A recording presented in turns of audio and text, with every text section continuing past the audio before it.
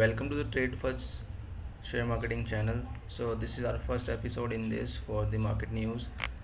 तो बात करते हैं कि आज ग्लोबल मार्केट का क्या इंडिकेशन है। तो अगर नेस्डैक की बात करते हैं यूएस मार्केट की, तो स्क्रीन पे 13,738 80 पॉइंट ऊपर दिखा रहा है मार्केट। हालांकि अगर आप देखोगे यूरोपियन मार्केट इसके कंपैरिजन में, तो डेक्स का अगर देखते हैं तो डेक्स अगर देखेंगे तो 14 पॉइंट नेगेटिव दिखा रहा है, 0.9% नेगेटिव दिखा रहा है, जो कि 15,450 पे है। और वैसे ही अगर आप और भी मार्केट देखेंगे, जैसे कि अगर हम स्टार्टिंग करते हैं एशियन मार्केट की, तो एशियन मार्केट हमें दिखा रहा है, अगर हम SGX निफ्टी की बात करते हैं तो 4 पॉइंट ऊपर दिखा रहा है। मीन्स फ्लैट ओपनिंग की आज बात हो सकती है, क्योंकि कल का जो प्रीवियस क्लोजिंग था वो भी ऊपर रहा था। और बात कर लें कुछ निकाई की और स्ट्रेट की, तो निकाई की बात कर लेते हैं। निकाई 171 पॉइंट नेगेटिव दिखा रहा है, जिसका मतलब है कि थोड़ा बहुत एक्सपायरी के चलते हुए, मंथली एक्सपायरी है, तो इसमें कुछ संभावना है कि थोड़ा बहुत अप एंड डाउन्स रहे। थोड़ा बहुत नहीं, बहुत ज़्यादा वोलेटिलिटी के चांसेस हैं, लेकिन इंडियन मार्केट में कम रहेगा, क्योंकि हाल ही में कल की एक्सपायरी से हमें ये अंदाज़ा हो चुका है। बात कर लें अब कुछ इन्फॉर्मेशन की, तो जैसे कि मैं आपको बता रहा था कि अब इंडियन मार्केट के बारे में बात कर लेते हैं। तो इंडियन मार्केट फ्लैट ओपनिंग के आसार दिखा रहा है। तो अगर आप देखेंगे कि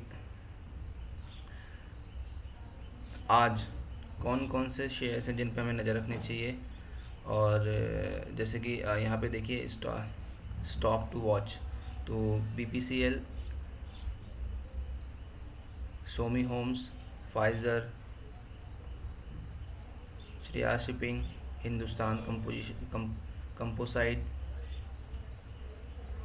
कम्युनिस इंडिया, कर्नाटका बैंक। तो ये कुछ स्टॉक हैं जो आपको आज वॉच करने हैं। और बात कर लें, अगर देखो इनमें क्या खास है, तो इनके जो रिज़ल्ट हैं वो आए हैं भारत, है ना। तो BPCL भारत पेट्रोलियम के जो कॉरपोरेशन के रिज़ल्ट आए, नेट क्वार्टर 4 के रिज़ल्ट आए हैं। और सुमानी होम्स के भी, आप चाहे तो वीडियो पॉज करके देख सकते हैं, है ना।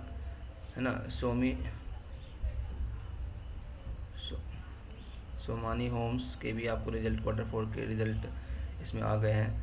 और फाइज़र के भी क्वार्टर 4 नेट सेल प्रॉफिट, तो इनमें रिज़ल्ट अच्छे हैं, तो इसलिए आप चाहें तो इनमें नज़र रख सकते हैं। बात कर लें कि कौन से स्टॉक हैं जो बैन में रहने वाले हैं, तो यहाँ पे FNO के हिसाब से अमर राजा बैटरी एंड कैनरा बैंक रहने वाले हैं बैन में।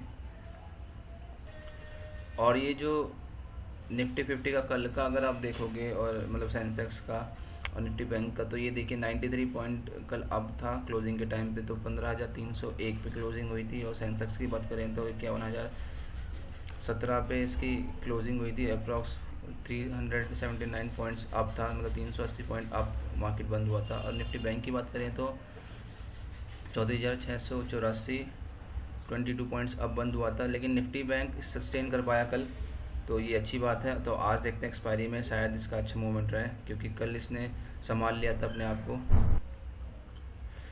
और बात करें कल के जो डैगर और पुलर थे, तो अगर हम पुलर्स की बात करते हैं तो इन्फोसिस आपका 2% मतलब 2.5% के आसपास ऊपर रहा, 2.62%। और अगर देखें अप्रॉक्स कितने पॉइंट, तो 31.32% ऊपर रहा।